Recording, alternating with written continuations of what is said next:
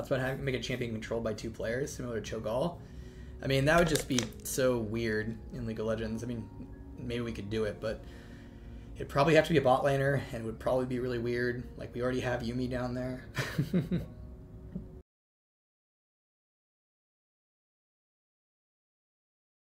Will Smurf queue every return? I'm tired of 90% win rate Smurfs ruining my diamond games.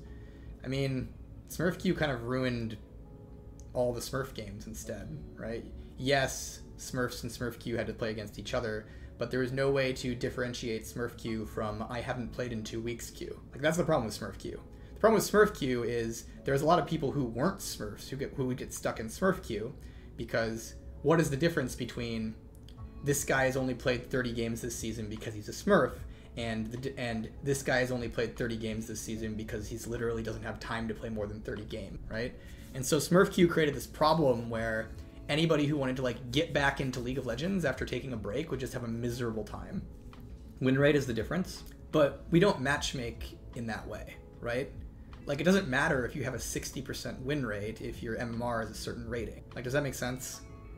Right? Like, yes, if a person has a high win rate and they're on win streaks and stuff, we account for that and we'll move them up faster. Like, having a high win rate will cause you to move up faster, not just because you win more games, but because the system will be like, oh, your win rate, like, you're clearly winning a lot of games, you don't necessarily belong here, and it'll move you up faster. But just because a person has a certain high win rate doesn't necessarily mean that they don't belong at the MMR they're at, right? It just depends on a lot of factors. And we matchmake based off of MMR. Isn't that a trade you can take? I'd rather have a good game experience in my diamond games than just looking at someone who didn't play in 2 weeks.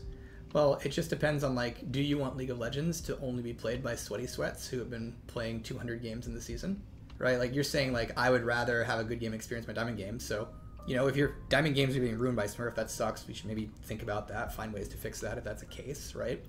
We generally find Smurfs are less present than you would expect, you know, kind of a confirmation bias thing going on there. Doesn't mean they're not a problem, doesn't mean there aren't things to fix there. But, like, it's actually really, really important for League of Legends long-term health and longevity that, like, people who don't play it 5 games a day can enjoy it. Like, that's actually pretty important. It turns out there's a lot of people, by the way, who don't play League of Legends, you know, 5-10 games a day. And so it's just a thing where it's like, it is harder than you would expect to differentiate between someone who just hasn't played yet this season and a Smurf. Like, and like, I'll tell you it this way, it's like, when you lose to an, in quotes, Smurf, that person could very well be a Smurf, and you'll go identify it and you'll be like, well, I lost to them because they have a high win rate and they have a low games played this season, clearly Smurfing. They might just not have played this season. Like, this happens to me whenever I play near the end of the season, is I'll definitely have some seasons where I haven't played any games, I'll jump into queue, I'll play some games, and I'll have that exact profile. I'll have low games played and a high win rate. And I'll look like a Smurf. And quite literally, I'm not a Smurf. I just haven't played yet this season, right? And so I'm going to be behind, right? So I'll be matched against people who are worse because I just haven't played yet. And it's like, well, how do you get me to the right MMR? I haven't played yet. And I'm not Smurfing. And so I think that's just the hard part to do, is like, it can be difficult to differentiate between this person is Smurf a Smurf and this person hasn't played yet. And that's the issue with Smurf queue, is you lump those 2 groups of players together and you create very bad experiences for people that you shouldn't be creating bad experiences for.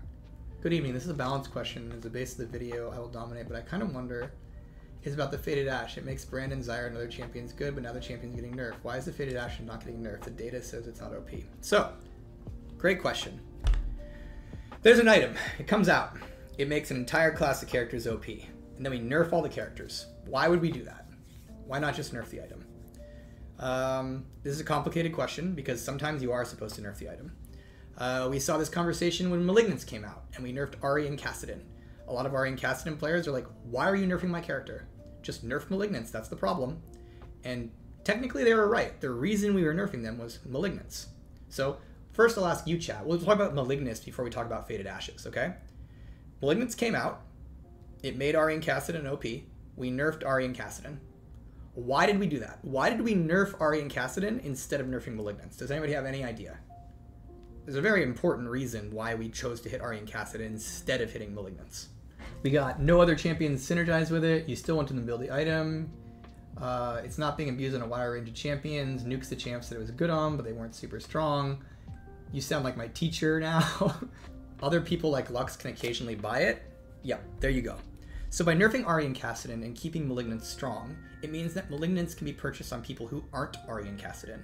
And it's important that that item is good on characters like Lux. It's important that item is good on characters like, you know, say Karma. I think we did nerf Karma for it though.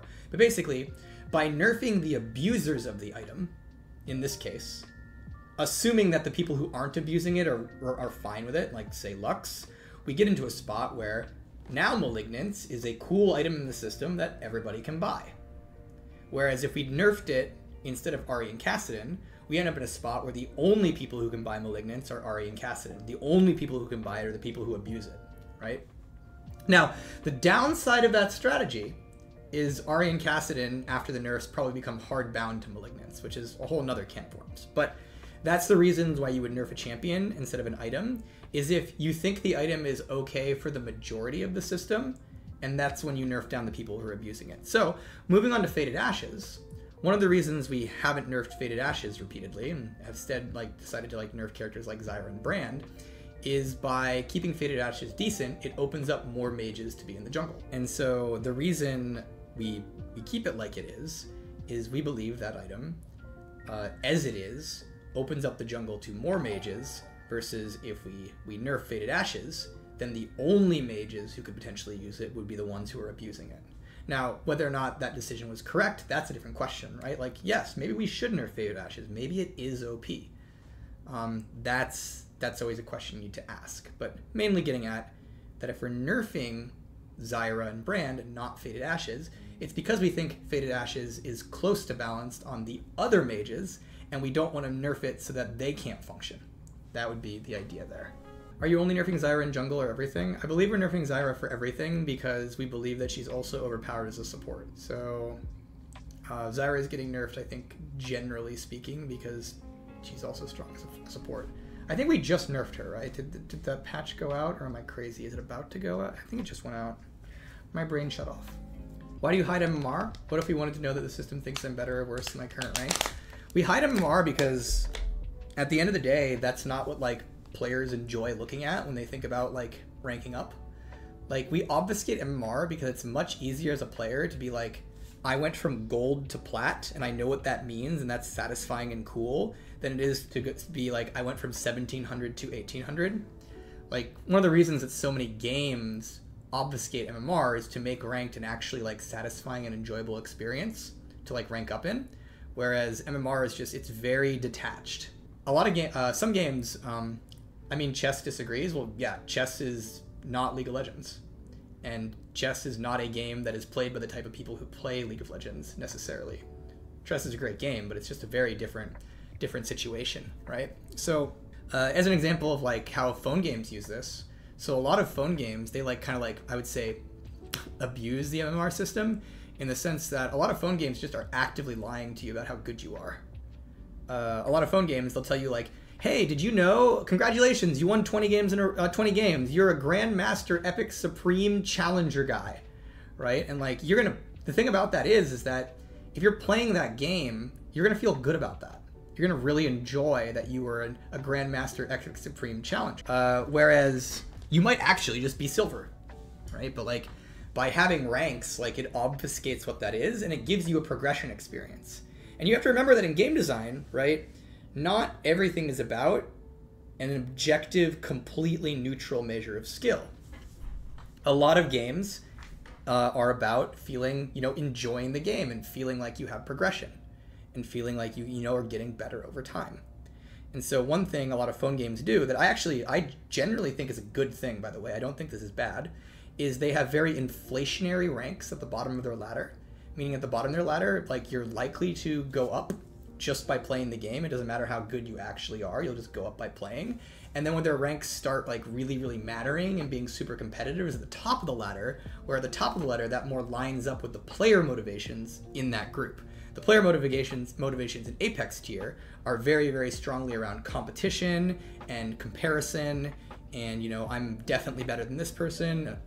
Whereas the player motivations for a lower ladder very oftentimes are more about progression and seeing yourself move forwards over the course of time, right? And so game companies just in general have found that when you obfuscate rank, it creates like a much more enjoyable progression experience and a much more understandable progression experience.